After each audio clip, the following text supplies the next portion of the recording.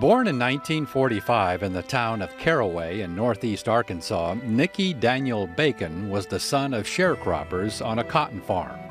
A poor farming economy prompted the family to move to Arizona when Bacon turned 6. After his father contracted polio, Bacon dropped out of high school to work full-time to support his family.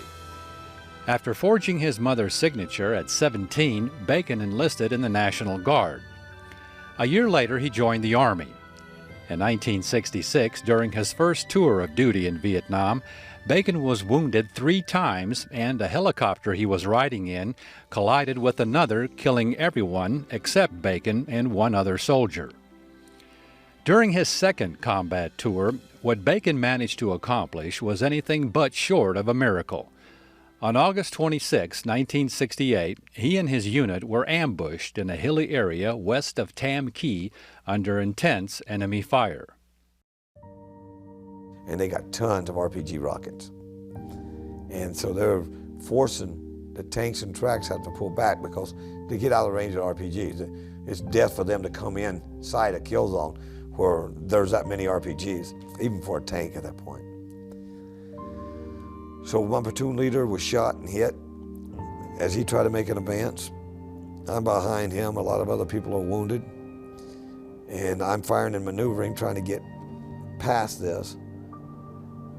And I'm just having a hell of a time like everybody else.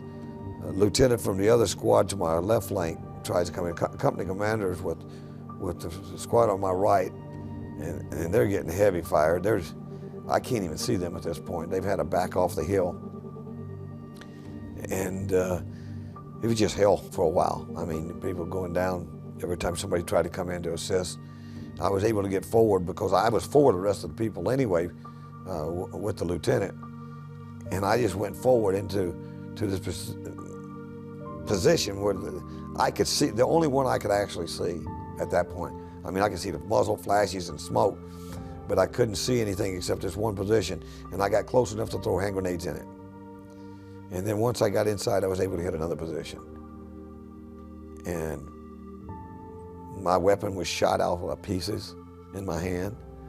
I had holes in my rucksack, and as I was running trying to get back to a radio, they're shooting RPGs at me and blow me into a hole where I had that minor concussion. But to try to tell you everything that happened that day is impossible, or even to tell you exactly the sequence.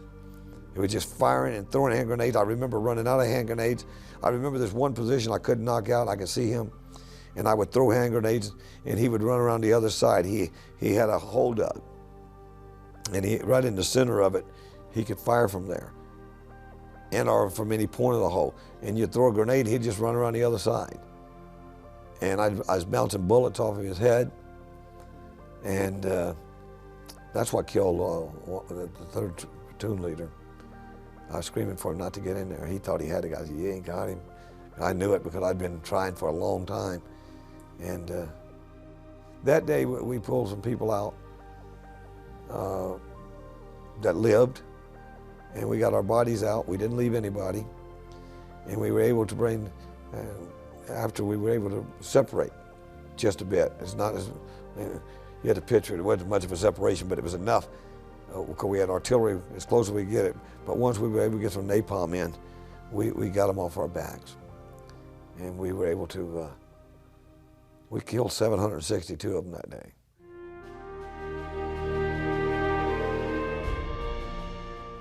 For his heroic actions in that battle, Bacon was presented the Medal of Honor by President Nixon during a White House ceremony in 1969. He was Arkansas's only Medal of Honor recipient who fought in the Vietnam War. Later, Bacon was included in the production credits along with Steven Spielberg for the video game Medal of Honor, Allied Assault. That day, did you feel like you did anything special? No.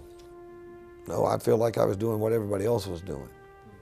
I just got very lucky that day, that's all. But you won the Medal of Honor because of what you did right there, right? Well, that, and you know, a lot of people were doing the same thing. There's a lot of dead people, and that's people. I've been asked who's your hero, and I'll show you quickly. and go out to national cemeteries and look at those headstones, and there's my heroes.